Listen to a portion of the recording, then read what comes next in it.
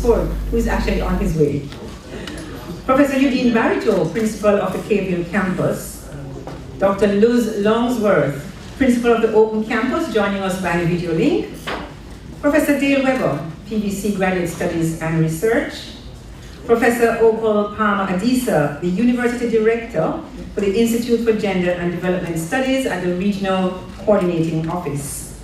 Professor Emerita Elsa Leoraini, Professor Emerita Barbara Bailey, our University Bursar, deans who may be joining us here or by live stream, other members of faculty and staff across all campuses, members of the Diplomatic Corps, and we recognize particularly His Excellency Roberto Garcia Marquez, Dominican Ambassador to Jamaica. Specially invited guests, we want to recognize Dr. Tajmoy Crawford, Director of the Monitoring, Evaluation and Research of the National Family Planning Board, who is also a member of the Gender Mainstreaming Committee, and Dr. Keena Senior, Dean of the School of Arts, Management and Humanities at the Edna Manley College of the Visual and Performing Arts, who is the first male PhD graduate for the Institute for Gender and Development Studies. Our students, distinguished ladies and gentlemen, good morning. Good morning. The University of the West Indies celebrates its 70th anniversary this year. It is indeed a year to reflect on where we have been, where we are, and where we hope to be as a leading higher education institution in this region, aimed at positively transforming the Caribbean and the wider world. It seems extremely fitting that in this period of reflection on our tremendous 70-year journey, the UWI's gender policy is being launched. As Butcher Banton would say, it was not an easy road. Today is evidence of sheer persistence and grit by some of the pioneering women of this academy, some of whom are present with us today. It was actually some 10 years ago in 2007 when the need for a gender policy for the UWI was first broached by the then Center for Gender and Development Studies. However, the efforts to mainstream gender and to deal with the issues of gender equality has been ongoing for 40 of the UWI's 70 years of existence, as we were reminded by Professor Emerita Barbara Bailey recently in our signature event at our research days in February this year. The journey, and might I add the struggles, are well documented in the UWI Gender Journey Recollections and Reflections 2016, written by pioneers Professors Joycelyn Macia, Elsa Leoraini, and Barbara Bailey. Bailey points out in this work that, and I quote, from inception, the drivers of the gender project have been moving upstream against the current of long accepted institutional norms, and at best, success in changing the political landscape of the institution has been minimal. The gender journey began with the Women in the Caribbean project. It continued with the Women's Studies groups, the establishment of the Center for Gender and Development Studies in 1993, and its repositioning to become the Institute for Gender and Development Studies in 2008, with the authority to deliver and award undergraduate and postgraduate degree programs. In giving the keynote address at the opening ceremony of the IGDS 20th anniversary conference in 2013, Eliza Trott stated that the IGDS was formed in a moment that held and still holds both incredible promise and tremendous challenge. Time does not permit me to delve into the tremendous work on this gender journey. But in this awesome piece of work concerning the journey, patience was identified as a critical lesson learned.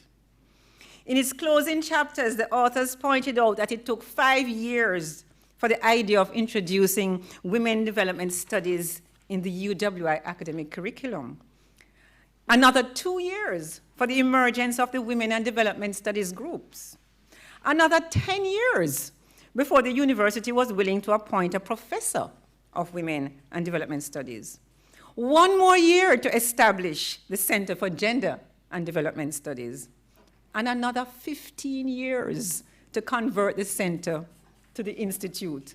A total of 35 years to get to the point of having similar status, if not recognition, to other comparable UWI entities. I think we need to clap. So, ladies and gentlemen, today is no ordinary feat. Given this background, we must agree that while there is still work to be done, the launch of the gender policy can be seen as nothing else but historic at the University of the West Indies. This policy is intended to guide the UWI's actions to mainstream gender across the institution by ensuring gender equity in all universities' practices, policies, procedures, and programs, and is expected to be used as a framework to guide the creation of a supportive environment for men and women in all aspects of university life. But not only that, the gender policy strengthens UWI's commitment to identify and address inequalities within and outside the institution.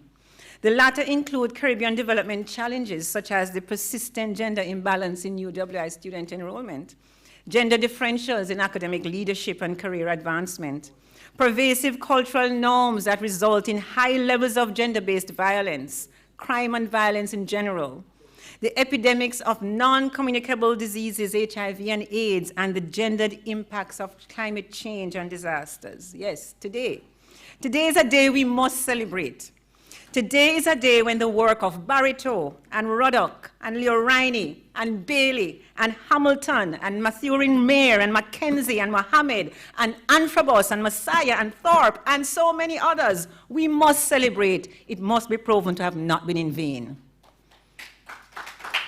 In fact, the patience was worth it. But even as today could be seen as a culmination of all these efforts, we must recognize that this launch actually signals a beginning. It is a new day. It is the start of a new journey. It signals a clear commitment of this institution to place gender squarely and unapologetically on the front burner.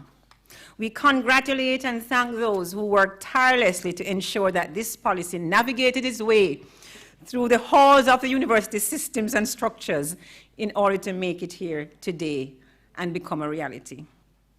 On behalf of the Vice Chancellor, I welcome you here this morning and thank you for joining us in celebrating this moment. Welcome. It is now my pleasure to ask Sir Hilary to come to the podium to bring his remarks to you. Let's hear it for Sir Hilary.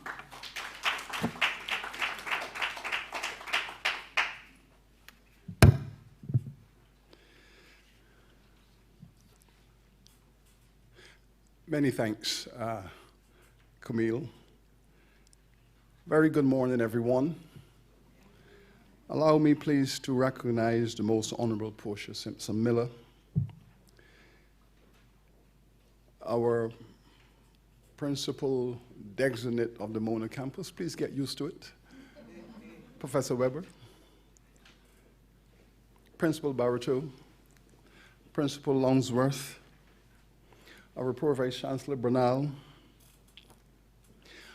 all distinguished officials of government, our colleagues of the private sector, Professor Odisa, our director, and our professors emerita, Bailey and Leorini, excellencies, colleagues of UWI and other institutions, our distinguished students and friends, good morning, everyone. As you have heard from our chair, our university in this 70th year has committed to addressing all of those residual issues of an oppressive history. This is what fine universities do. In recent months, we have seen some very interesting developments of this nature. The Cayfield campus, under the leadership of Professor Barreto, now has a large and growing community of indigenous Caribbean students, Mayans, Aztecs, Kalinago, Garifuna, indigenous peoples given scholarships by this university to come out of those places they call reservations and bring them into the mainstream of Caribbean life.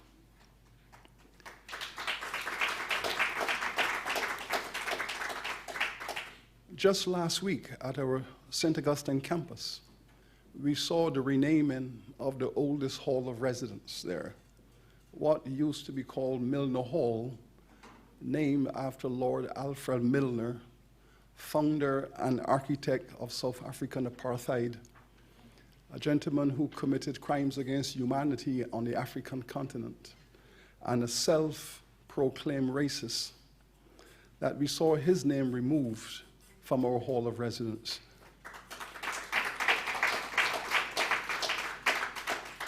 And replaced now with a beautiful golden sign that says Freedom Hall.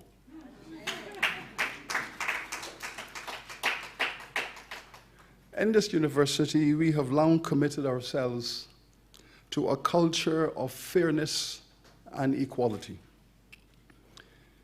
I would like to imagine that as an academic in this institution now for 38 years, I wasn't an idle passenger to that history. I celebrated all of those who participated in this struggle for gender justice. I remember very well, some 21 years ago, exactly 21 years ago, my students in Caribbean history in a famous seminar stood up and said, "Professor, do you not realize that 80% of the students in your class are female? Well, stop speaking about history so generally. Tell us women about our history." I took a fellowship leave that year and went off to London on leave for 9 months in order to research a major monograph on women in Caribbean history. That resulted in the publication of my second book, Natural Rebels, A History of Enslaved Women in the Caribbean, which was the first book of its kind. And I feel personally involved in this. I don't think that I could have sat back idly and allow all of these distinguished women to battle this struggle on their own. I think I have reasons to feel satisfied that I made a little contribution to the journey.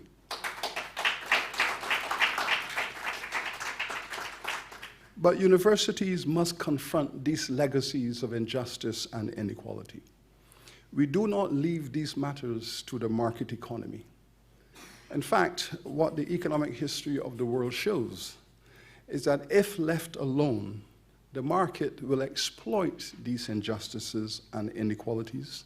It will expand them rather than diminish them. In the largest market economy in the world, the United States, women are still receiving less pay for the same work.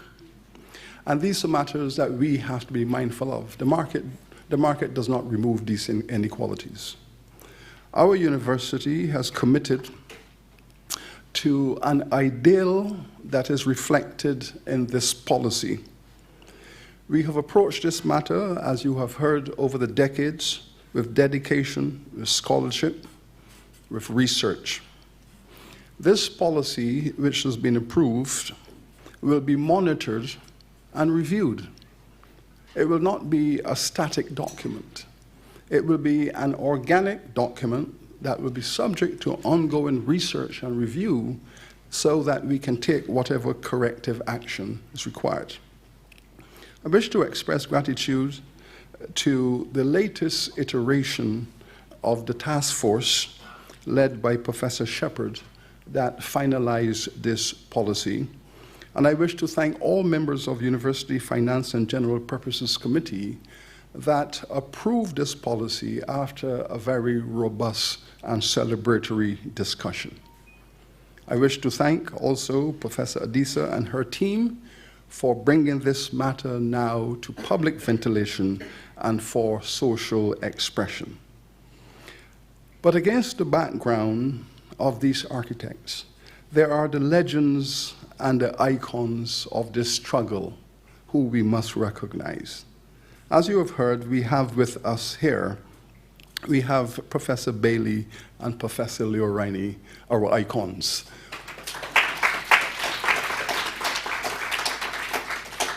Who have labored long and hard. And as we celebrate them for their foundational work, we also remember fondly the work of Lucille Mayer and Peggy Antrobus.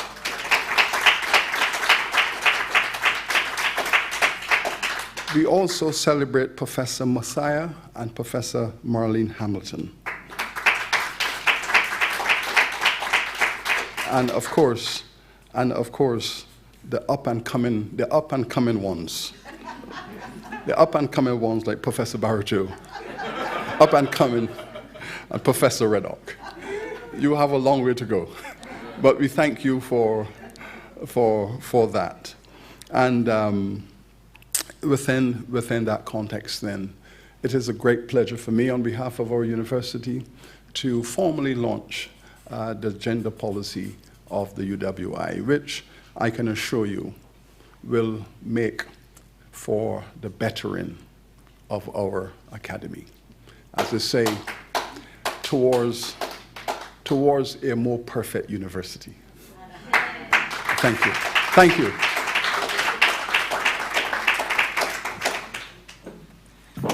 Thank you, Vice Chancellor. I should have said at the start, I'm sure you would have recognized that today is interesting. We're having this official launch, and it's followed by a discussion forum, which we anticipate to be vibrant. Professor Bernal, I recognize you now. He will be leading the forum right after the opening sessions this morning. At this time, we have some drummers on my right. We want to welcome them. There is Henry Miller. Henry Miller, you want to see our hands? Who is Henry? Henry Miller. Keith Hansen, Jesse Golding, and Billy Lawrence. Let's welcome them as they give us a cultural piece.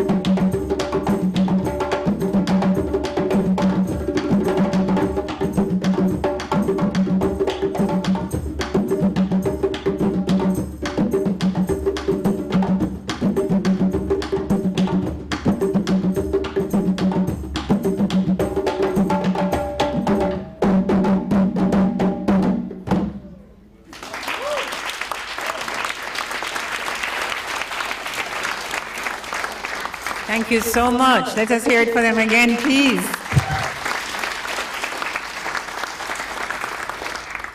We're going to have remarks from Dr. Luz Longsworth, but I may need to make a correction. Earlier, I had indicated that Dr. Longsworth was joining us by video link. I'm told that the message is going to be a recorded message. So we'll hear from Dr. Longsworth now in a recorded message.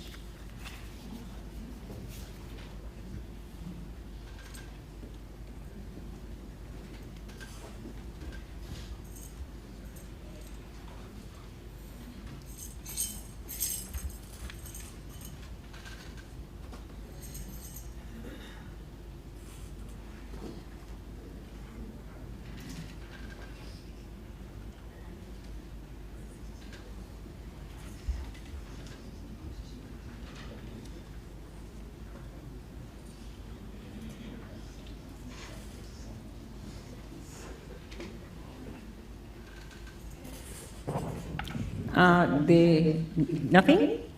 We're not going to have that. Okay. We're sorry about that. I'm sure would have heard something quite good from Dr. Longsworth. So we're going to move on. Dr. Natasha Mortley is a lecturer in the UWI Institute for Gender and Development. Oh, you're going to do that. Good. We're skipping Dr. So I'm lost. So we're not going to have, oh, I see, I'm sorry, we have Professor Adisa. I skipped something. Okay, good. So sorry, Professor Adisa. I was carried away by the drummers. We're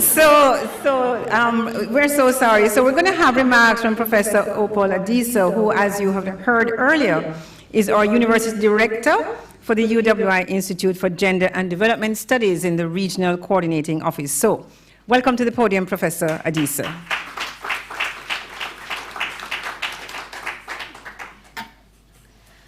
I want to thank the drummers because in the African tradition of which Jamaica is a part of, drumming and music opens all ceremonies and clears the path. So thank you tremendously for that. All protocols established, I want to just go right in and to say good morning, everyone.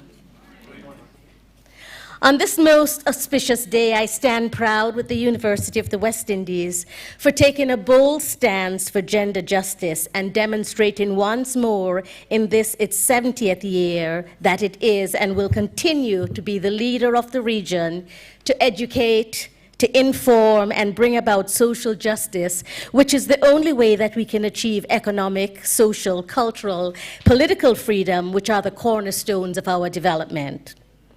The gender policy voted in by the University Council in 2017 makes the university the first tertiary institution in the Anglophone region to take such a bold stance and align itself with global movements that seek gender parity and justice for all. The University of the West Indies gender policy is not only about the attainment of gender parity, it is far more inclusive and diverse and also takes into account sexual preferences and non-binary identifications, as well as religious freedom, ethnicity, and other self-identification that affirm the entire humanity. Not only is the University of the West Indies gender policy intended to guide the university action to mainstream gender at all campuses by ensuring gender equity across the institution in all university practices, policies, procedures, and programs, but it serves as a model to all its stakeholders about the future possibility for development where all the people of the society are provided with equal opportunities to engage fully in the developmental process. I stand today proud before you as the University Director for the Institute for Gender and Development Studies and applaud my colleagues at the Mona, St. Augustine, and Caville units who worked assiduously researching and providing data to draft this policy, and send high praises to my predecessor, Vereen Shepherd, who along with the IGDS research fellow Susan Charles constructed the final draft of this policy. I stand committed to ensure that this policy is not merely a lofty document that is cited, but rather a lived reality to measure and monitor the university's progress towards making gender equity a reality. The poem says its name is Gender Justice, and when it calls, you need not pretend as if you don't hear. Do not feign ignorance nor bliss. The poem is omnipotent in its mission. It has no time to play around with obsolete conventions and trite platitudes, and it has always been this way saying. It does not take lightly to stupidity and will not call the Almighty's name in vain, for the poem knows she is busy with more important things, and this is something we can handle. Respecting the humanity of each other, abiding by tenets of fairness, loving and not judging those who choose a different path than us, as long as it does not violate or harm another. The poem calls you out, calls me out, each of us to stand for gender parity, stand for gender equity, stand for this new day which provides space for each and every one of us to contribute to our developing nation, and fashion a world where each of us is truly free to be who we know we are meant to be and is allowed space to contribute fully. The poem says, as say, let the gender policy be the torch that lights the path of the University of the West Indies. I stand proud today with the University of the West Indies and with all my colleagues who are committed to working to create the new world for all of us to inhabit. It now gives me great pleasure to introduce the Gender Policy Mainstream Committee appointed by the Vice Chancellor, who will help to ensure that the gender policy is a practice reality and implemented on all campuses and throughout the entire structure of the University of the West Indies, from students to faculty, from administrators to upper management, from maintenance to temporary employees. The committee members are, in alphabetical order, Professor Alan Cobley, PVC Undergraduate Studies at Cave Hill Campus. Professor Brian Copeland, PVC and Campus Principal, St. Augustine Campus. Ms. Tasmoy Crawford, Monitoring and Evaluation Expert, Director of Monitoring and Evaluation and Research of the National Family Planning Board. Mr. C. William Aiton, University Registrar. Dr. Rhoda Jai Paulagara, Manager and UWI Marketing and Communications from St. Augustine Campus. Professor Clive Landis, Deputy Principal, UWI Caville Campus. Dr. Luz Longsworth, PVC and Campus Principal, Open Campus. Mrs. Andrea McNeish, University Bursar. Professor Alisa Trotz, Gender Expert and Associated Professor in Women and Gender Studies, the University of Toronto. And Mr. Siobhan Williams, Incoming President, Guild of Students, the University of the West Indies, Mona Campus. And myself, Professor Opal Palmer Adisa. So I'm so happy that you're all here for this launch, and thank you so kindly.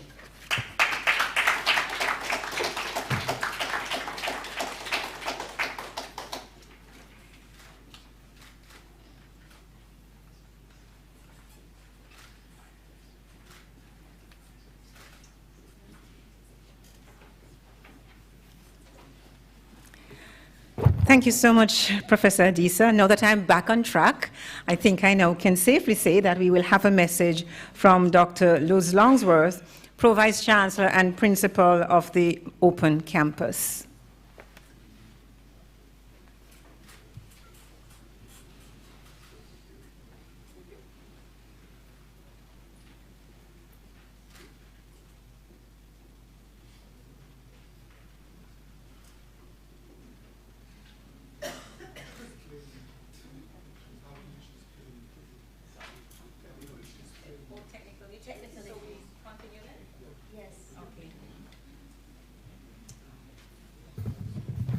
I tell you, you know, I was gonna use my iPad for my message this morning, and then I said, well, what if it just goes off, you know? Then I can't see it. What's going to happen? I had a good friend who says she carries the iPad, but she prints the paper as well. So, you know, either way. So this is what happens with technology. Quite the right words. We're here. Okay, sorry. It's not on the main screen, but I see it on the side screen. Shall I continue? To mark historic occasions such as this one. But let me start on a note of gratitude and celebration. Thank you so much. I must recognize the presence now of the Honorable Alanda Terlong, State Minister in the Ministry of Culture, Gender, Entertainment and Sport. Welcome, sir. So until our video is ready, the lecturer, Dr. Natasha Mortley, lectures in the UWI IGDS Regional Coordinating Office, and I'm going to invite Dr. Mortley now to come forward and bring her remarks.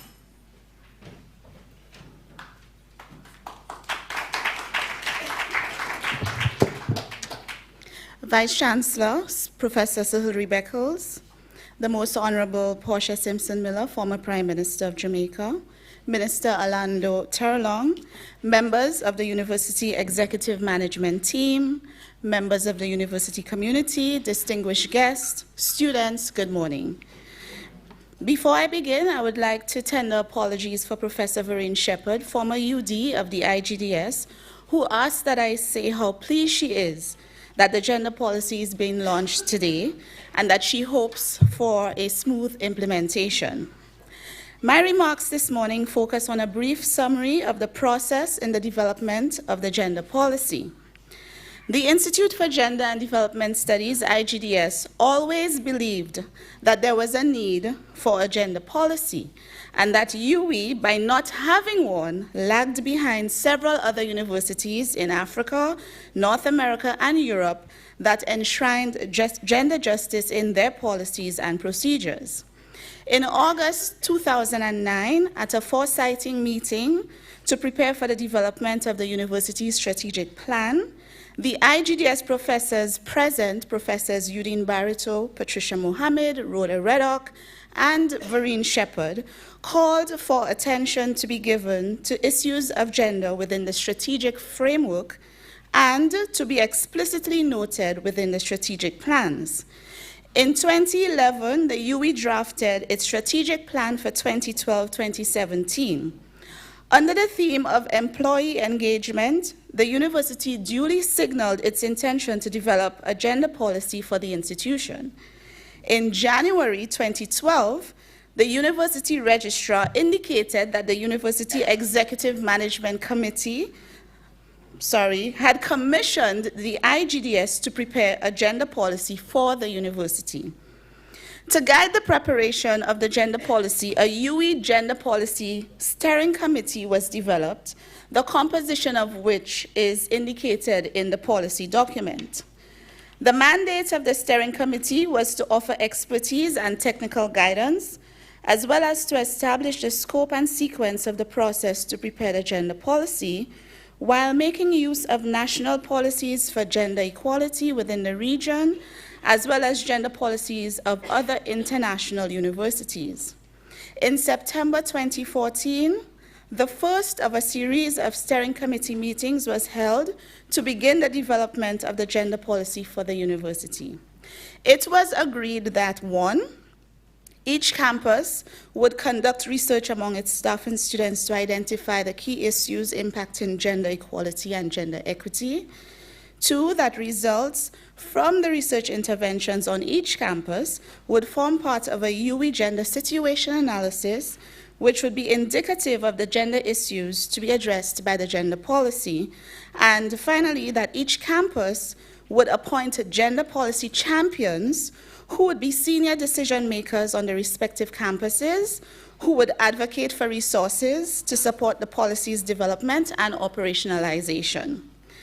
The process was not without its challenges. Some of these challenges included the lack of financial and human resources to conduct comprehensive research on all the campuses, a low response rate to the online survey, gender survey, and there was also some confusion between the MONA action plan and the UWI gender policy. The former was conducted by the IGDS Mona Campus Unit in collaboration with the Bureau of Gender Affairs. I won't go into all of the findings of the research that was conducted, but I will say that the situation analysis highlighted some critical areas for reflection and inclusion in the gender policy. What the then UD, Professor Shepherd, did was to set up a working group separate from the steering committee to discuss, reflect, and work towards drafting the final document. The working group also exchanged ideas with the Diversity and Inclusion Committee on the Mona campus and the Gender Equality Strategy focal point person in the Open campus. The draft document was then circulated to select members of the UWI executive team, academic boards, gender boards, committee of deans, and the boards of undergraduate studies and graduate studies and research for comment and feedback.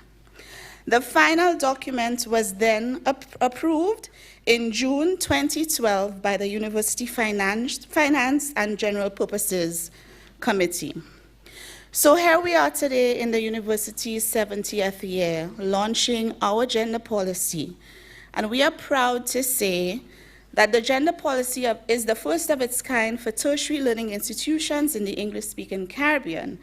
And it not only positions UWI as an activist university, but it places UWI at the vanguard of engaging in advocacy, promoting gender justice, and producing transformative policy for social change.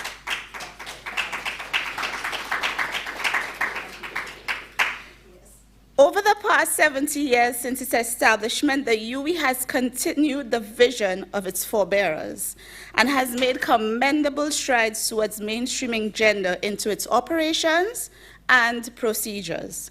By the very innovative idea of establishing the Center for Gender and Development Studies, now the Institute for Gender and Development Studies, the UWI has shown its commitment to mainstream gender. The decision to establish the IGDS outside of the traditional faculty structure was indicative of an understanding that gender is a cross-cutting issue with implications for development of curricula and pedagogy, as well as structures and systems of governance. As the Vice-Chancellor stated in his foreword in the policy document, in this current period of our history, it is vital for the university to take the steps necessary to further the agenda of the Irving Commission in a meaningful way, recognizing the inextricable links between gender justice and the sustainable development of the region. We at the IGDS, and myself personally, we are proud to have led the process on behalf of the university, and we look forward to full implementation. Thank you.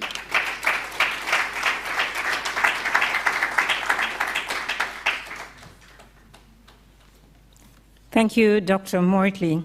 Wish to pause and recognize now the presence of our Nigerian High Commissioner, Ambassador Janet Olisa.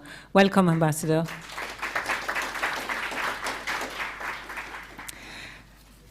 Dr. Keenan Sr. is not only the Dean of the School of Arts, Management and Humanities at the Edna Manley College of the Visual and Performing Arts, but he's special because he's one of our graduates. He's the first PhD graduate in gender studies from the Institute for Gender and Development Studies. And I now invite Dr. Senior to bring remarks.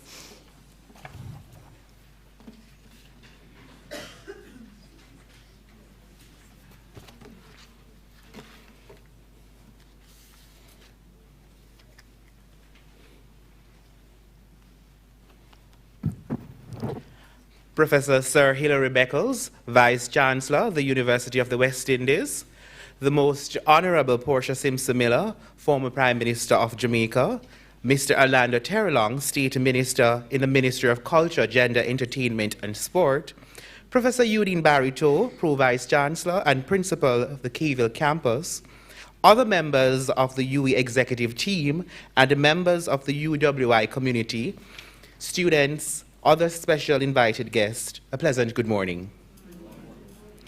As a scholar in gender and development studies, I am delighted to see this level of support demonstrated by your presence here today for the launch of the University of the West Indies gender policy with a call for gender justice, equality, integration, inclusiveness, and shared responsibility for sustainable development.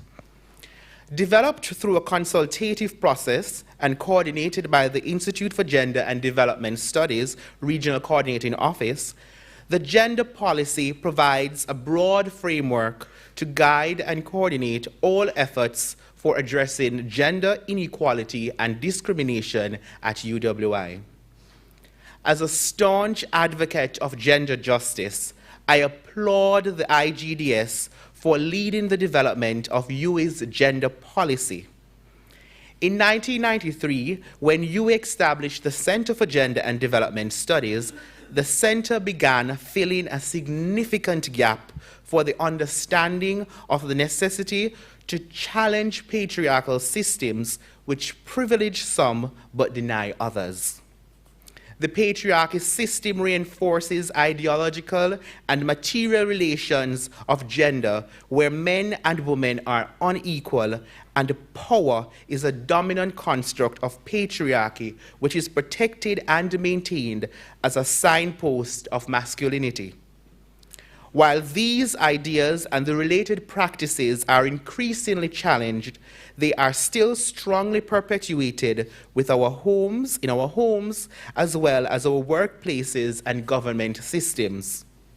With the implementation of UWI gender policy, the incorporation of gender can better support and guide the development of curricula and pedagogy, and structures and systems of good governance of UWI. The UWI gender policy will place the University of the West Indies on the front line of engaging in advocacy and producing transformative policy for social change as the first tertiary learning institution in the English-speaking Caribbean to develop and operationalize such a policy. This policy is significant to guide the UWI's actions to mainstream gender across the institution by ensuring gender in all of the university practices, policies, procedures, and programs. A policy like this that addresses existing and potential disparities and that offers alternatives to systemic and attitudinal practices incorporating gender, prejudice, stereotyping, harassment, gender-based violence, and discrimination can only serve to foster the strategic plan of the UWI as it continues its legacy of being a center for excellence. These strategies are essential in the maintenance of the sustainability of the institution and its stakeholders, and ultimately can only rebound to the benefit of the entire Caribbean region and its diasporas. Once again, congratulations to the University of the West Indies on the development of its gender policy.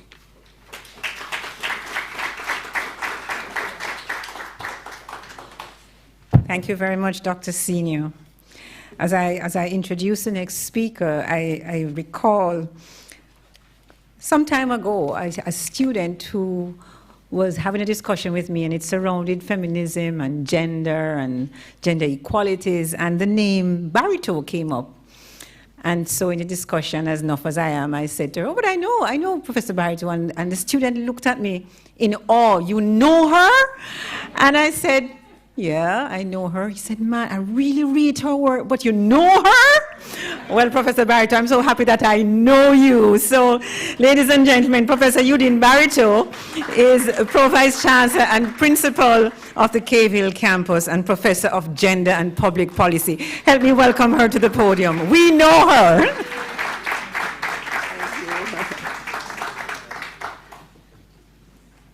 Thank you, Chair, Campus Registrar, Dr. Camille Bell Hutchison, the Most Honorable Portia Simpson Miller, the Honorable Alejandre Terrelong, State Minister in the Ministry of Culture, Gender, Entertainment and Sport, Professor Sir Hilary Beckles, Vice Chancellor, Professor Dale Weber, Pro Vice Chancellor, Graduate Studies and Research, and Campus Principal Designate, the Mona Campus. Pro Vice Chancellor, Dr. Richard Bernal, Professors Emeriti, Elsa Leoraini and Barbara Bailey, Mountaintop Dwellers. Professor Opal Palmer Adisa, University Director, Institute for Gender and Development Studies. All IGDS and UWI colleagues, ladies and gentlemen, members of the internet audience, good morning. It's a real pleasure to be here. It is a form of homecoming, and I had to come to be in person.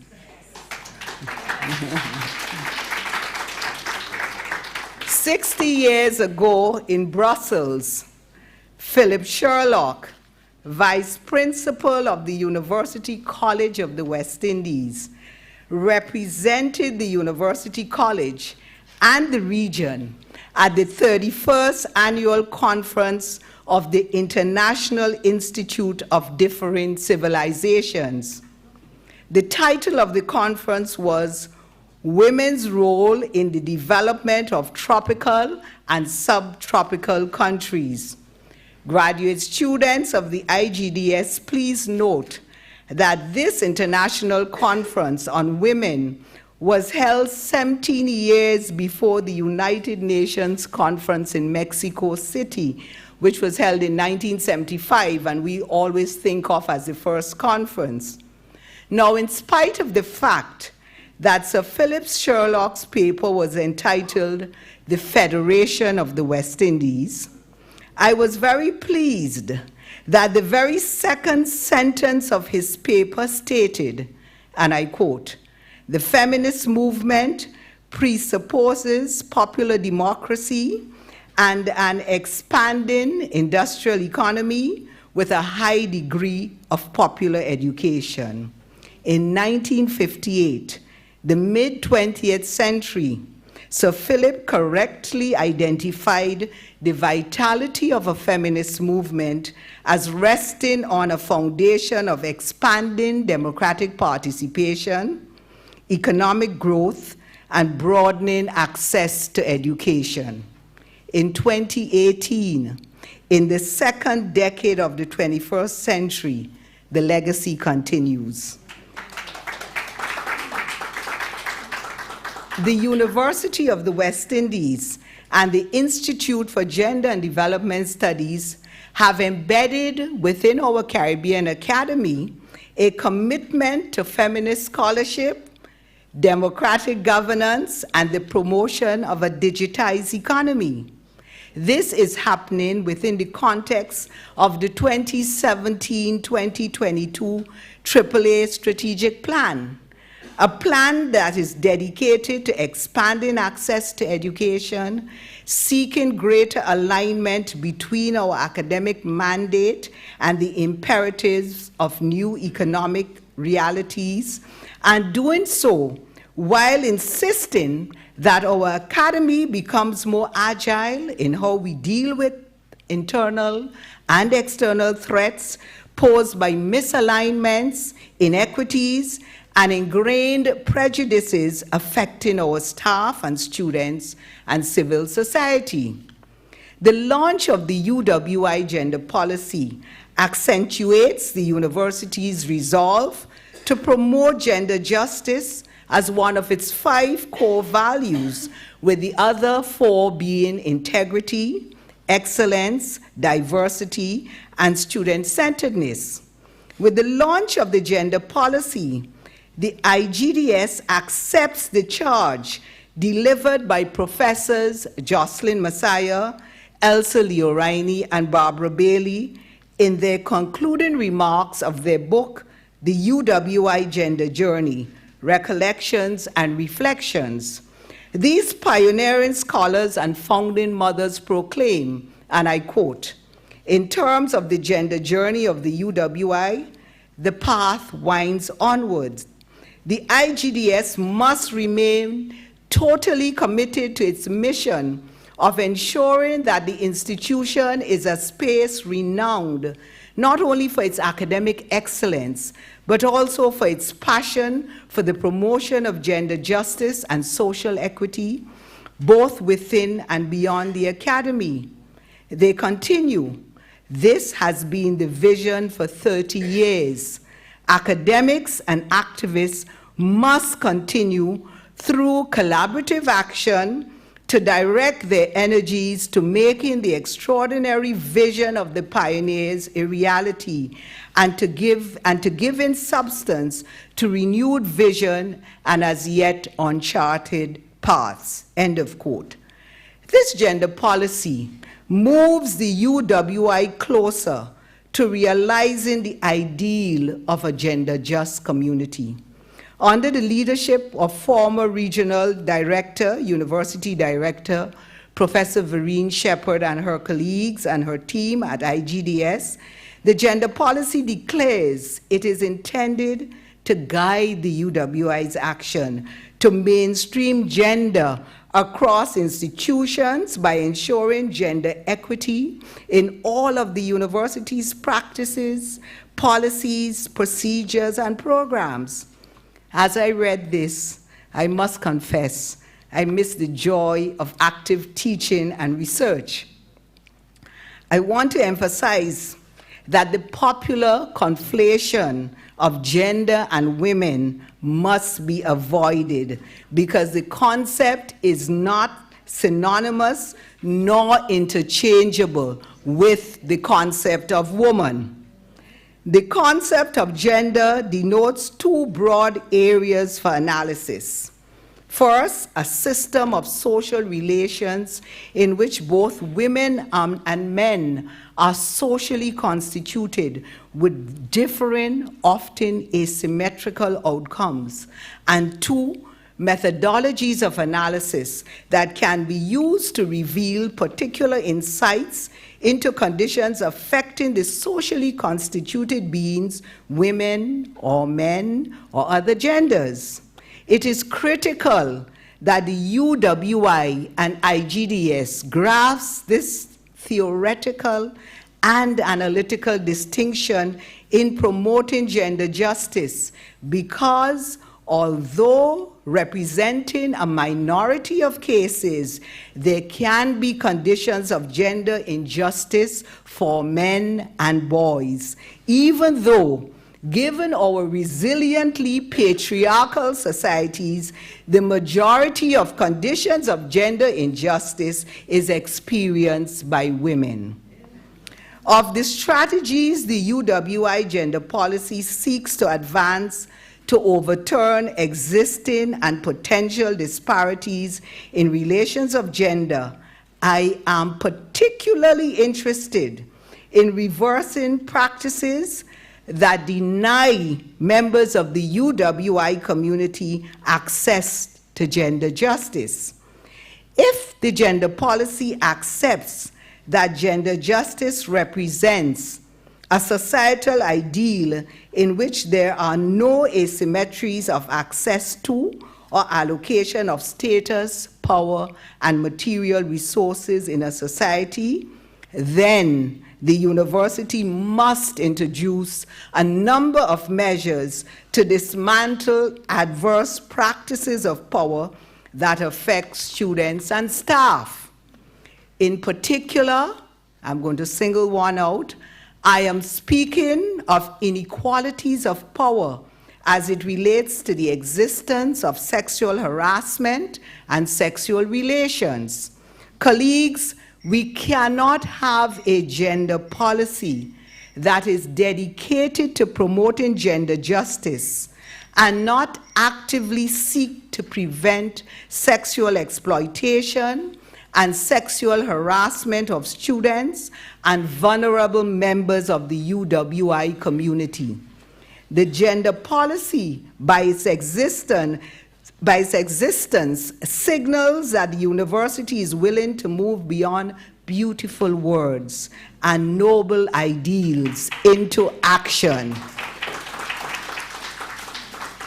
With this gender policy, the university has to insist that sexual harassment, predatory sexual behavior, and a range of sexually coercive actions are not used to intimidate students and colleagues.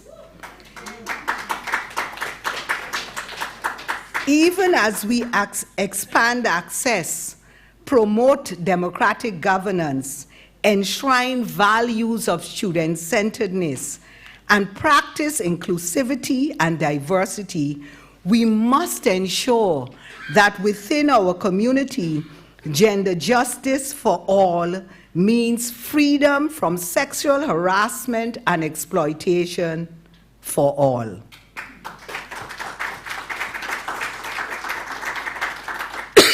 Chair, I am also very pleased that the gender policy boldly proclaims that the UWI is an activist university. As an activist university, we cannot only practice traditional political activism. As an activist university, we must embrace the activism that challenges the gender injustices coagulating in misogyny and abuse of power, whether political or institutional.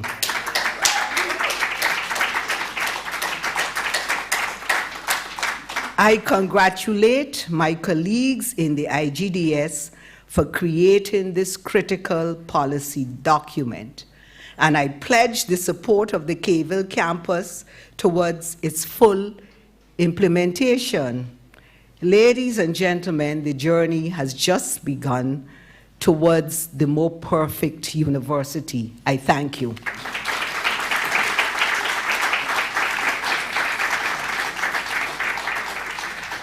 Thank you very much, Professor Barito. I am advised by my technical team that the video is ready. I would just like to say before we see Dr. Longsworth that she is a member of the Gender Mainstreaming Committee. Can we say, click the button? Distinguished guests, colleagues, ladies and gentlemen, good morning. It is often difficult to find quite the right words or tone to mark historic occasions such as this one. But let me start on a note of gratitude and celebration.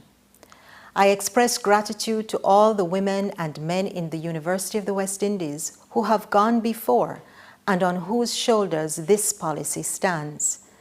I celebrate with our colleagues here present, especially Professor Vereen Shepherd and the IGDS team regionally, who took the baton and developed this wide-ranging and groundbreaking gender policy for our venerable 70-year-old institution.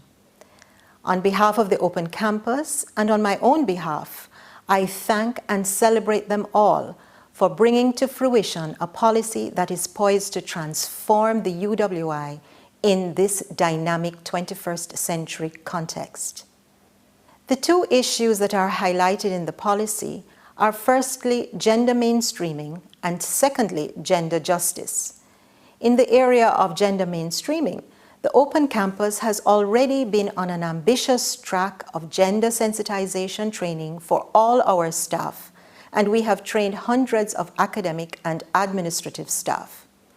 We have infused our curriculum with gender-sensitive material and reviewed and revamped our marketing materials, our websites, and other social media tools over the last 3 years as we implemented the Canadian-funded STEC project.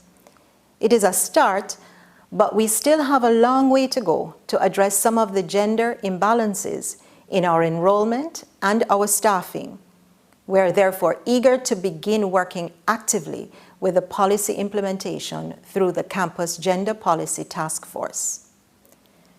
But for me, the seminal issue is that which we find in the policy's subtitle, Promoting Gender Justice for All. Gender justice is not just a concept, but is now included as one of our 5 core values in our 2017 to 2022 strategic plan.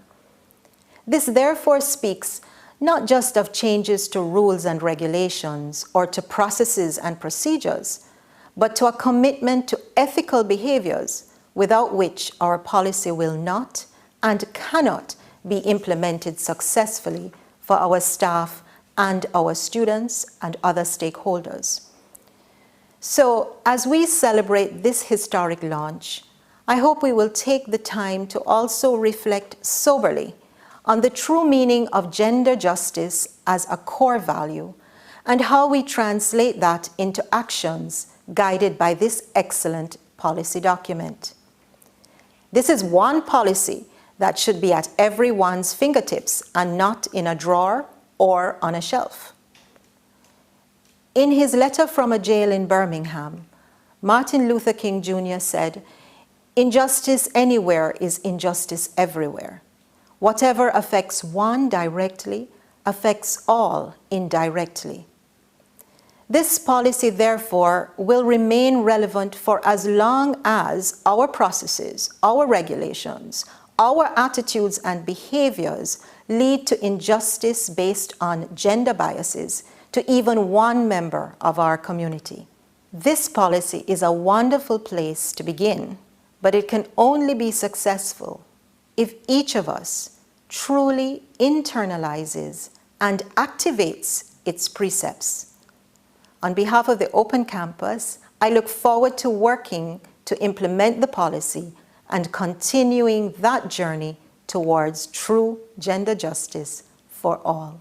Thank you.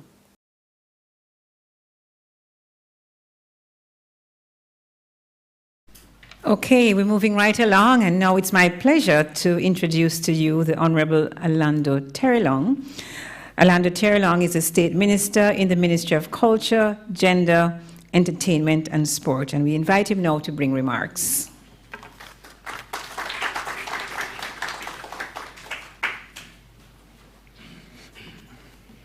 A pleasant good morning to you all. Thank you so much, Madam Registrar. The Most Honorable Portia Simpson Miller, it's a pleasure to see you with us this morning. Professor Beckles, visiting professor from Barbados, all other professors duly recognized, to our university staff, to our students, I see Ambassador here as well, all dignitaries, special invited guests, and to the media. It is indeed a pleasure to be here this morning, in particular as it relates to such an important milestone being taken in the 70th year of this, the University of the West Indies. As a student of the University of the West Indies, I am proud to stand here at my alma mater, in particular on this morning. I too have shared some concerns as it relates to gender mainstreaming at the university and the general concept of gender justice within our society. And you will forgive me if I go off script this morning. I tend not to do very well with written speeches. I must also say a very special good morning to you all on behalf of Minister Grange. Minister Grange would have loved to have been here this morning, but again, due to the exigencies of the ministry, she's unable to be here. But gender equality and gender issues generally are very, very dear to her heart, and she sends a very warm good morning to you all. Firstly, let me recognize that there are many women who have been at the forefront of the fight for gender justice and gender mainstreaming as it relates to the University of the West Indies. Names such as Angela King, Lucille Mayer, and Elsa Leorini, who was the first and only female principal of the university campus, are women whose names ought to be etched in the halls of the university forever. As it relates to the halls of the University of the West Indies, there are some who say that perhaps these halls are dominated by many male professors and very strong male influences, certainly at the administrative level. Whether this is true or not, or whether there is perhaps reasons why this has taken place, is something that I'm sure the university will in fact address in time. But if we are to speak of gender mainstreaming and gender justice, then certainly when one considers that more than 70% of our university graduates are in fact women, then there seems to be some sort of gender imbalance, if indeed at the top echelon of the University of the West Indies, most persons are in fact male. women continue to be at the background, at the forefront of our society. Just yesterday, we commemorated Workers' Week, laying flowers at the site of the Workers' Park in Frome, Westmoreland. And what was very clear to us was the role that women played in establishing, in commencing the riots that led to labor equality. I know Mrs. Simpson Miller is also a strong advocate of the labor movement in Jamaica in her previous portfolio commitments when she advocated for labor equality. So certainly, I reflect on that just to say that when we look at the Morant Bay Rebellion, when we look at the uprisings in Frome, women have always been at the forefront of every single fight and every single struggle in our history. When the shots rained out in Frome Estate, women were also amongst those who were killed at the Frome Estate, showing that they were not just in the background washing clothes and cooking meals for the men who were there on the battlefield. They were there throwing stones. They were there bearing their chests. They were there making the sacrifices. And so in its 70th year, the University of the West Indies must be lauded for implementing such a policy that seeks to create gender justice, gender balance. But in creating this gender balance, I must caution us not to forget our boys, our men. I recall some persons questioning, is it useful? What is the purpose of having a man serve as state minister as it relates to gender issues? But it is very, very important. It is important because in this gender discussion, we tend to view it in a very myopic way of gender relates to women, to women, to women. It's about sexual harassment of women. It's about women in the workplace. It's about women not getting equal pay. It's about women, and the place of women in society. And as I indicated earlier, women have always had their place in society, and we must recognize that. But there seems to me to be some sort of gender now imbalance as it relates to our males, our young boys, simply because we have spent so many years focusing on gender as one issue, gender relating to women, and so we have forgotten the males in our society. When we think of crime and violence, when we think of the unemployability of our young men, it is because, in my view, we have forgotten that gender is inclusive and we must bring our men and our boys into the discussion. And so, this being an activist university, where do we go from here? Because at the table we must discuss why is it that culturally we have developed a society where to be man, to be masculine means so many things, some of which are very negative. We raise our boys to be so aggressive, to be so violent. We raise our boys to show some amount of softness, some amount of good manners, some amount of education. Just to speak properly, some view as not being too manly. And there is nothing manlier than a young man with a good education. There's nothing more manlier than a man who looks after and takes care of his family. There's nothing more manly than a man who has good manners and who dresses well. And somehow we have seemed to have forgotten this. And so we are producing young men who are not ready for the workforce. We're producing young men who don't view the value of education, and that education really is a first-class ticket to social happiness, to financial independence, to making sure that you have a family that you can take care of. We have forgotten all these things. And so while we have these great discussions, and we speak about women in the workplace, and we speak about sexual harassment, let us talk about the men who believe that to be a man, it means you must sit down upon the corner, and you must dig out your hand miggle, and you must just drink rum and boom every day because it names special. That's the name it's called, special. And so these are some of the changes that we must ensure. If it is that Jamaica is going to be the place to live, work, do business, and more importantly, to raise families, let us bring our men back to the gender discussion. Let us include them within the melee of everything that we discuss here. It is only then that we can truly look at gender justice within our society. Because an equal society is a society that views both parties equally and sees the importance and sees the actions of both parties throughout the society. So our boardrooms are now full of women, and that must be lauded because our women continue to work hard. Yes, Women in Jamaica have, there are, even when we look at certain legislations, such as maternity leave, there are certain first world countries like the great United States of America that they don't have set laws relating to maternity leave. In Jamaica, we have that. So we love our women and we respect our women, and let us treat our young men and our boys with that same amount of love and respect. This university has a great role to play in activism, and I implore you all, there's much that has been said, but I implore you all to consider what I have said as it relates to activism. I noted briefly also the vision of the UWI gender policy and the mission of the UWI gender policy, and I'll read both because I found them to be very instructive. The University of the West Indies gender policy affirms for all the staff, students, and other stakeholders of the University of the West Indies the fundamental principles of gender equality, gender diversity, and non-discrimination based on gender and sexuality in all of the policies, programs, practices, and structures of the university, and in its external relationships in the Caribbean region and beyond. I move on to the gender policy.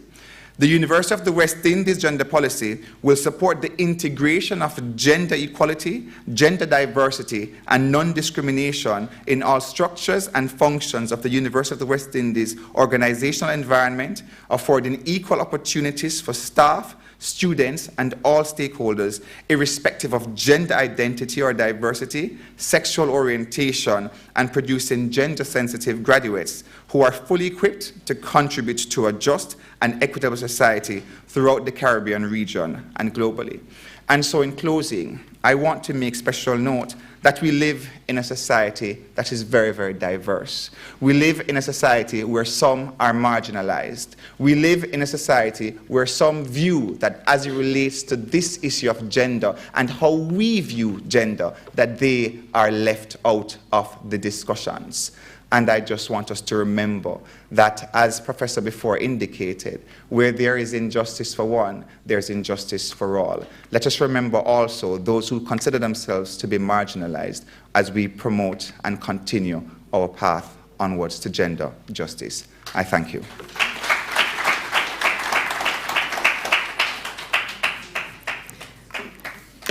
I trust our Minister of State will be at the forum for the discussion. Yes, good. We've had an interesting morning, haven't we? And I hope that you've all felt a little bit inspired, if not more than a little bit inspired, about what has taken place this morning, the launch of our gender policy. It just remains for me to give you closing remarks, which is just to say thank you. It has been a pleasure and an honor, Vice Chancellor. Thank you for asking me to chair this function this morning. It has certainly been my pleasure to be here and to be at this particular session where there's been so many ideas and discussions on the ideas of gender and where we have come from.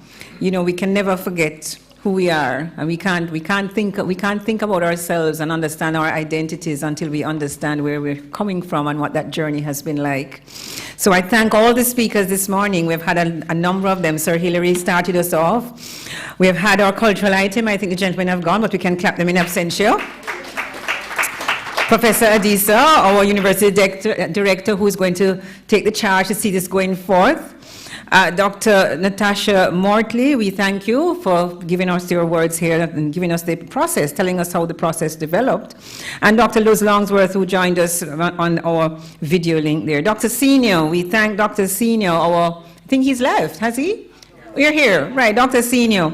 We thank you so much. You're our student, despite the fact that you're Edna Manley. You're us. We're our student, and we're happy and very pleased that you're spreading the word at Edna Manley College as well. Professor Barito, I know you. We know you, and we thank you.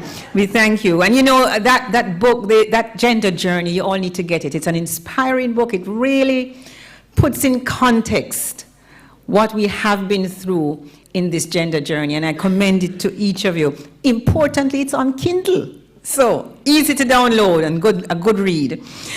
The Honorable Alanda Terlong, Thank you, sir. You really gave us a lot of food for thought, and I'm sure in the forum there will be more discussion on, where are males and what's happening to them. We could talk a little about the men, the women in the boardroom. We could probably talk about that a little more, but but that is to come. Thank you all so much. I must recognize my Mona head of IGDS, Leith Dunn. I must recognize Leith. How could I not? It is Dr. Dunn who has been driving gender mainstream on the campus.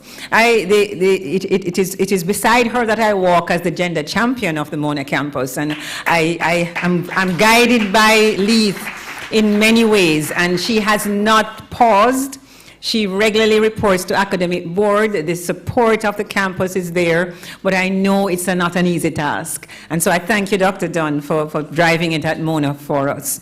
Thank you all very much for being here. I must also say that our most honorable Portia Simpson has asked to express her regrets that she will have to leave at the launch, at the end of the launch. She will not be able to stay for the discussion segment. Thank you so much for being part of this historic occasion, and we wish you a good day after this. And thank you for being here. Thank you so much. Hang around. I think we have about a 10-minute break, is it? About 10 minutes or so. Professor Bernal, 10 minutes. And then we will rejoin for the forum. Thank you so much for being here. It has been my pleasure leading you this morning. Thank you.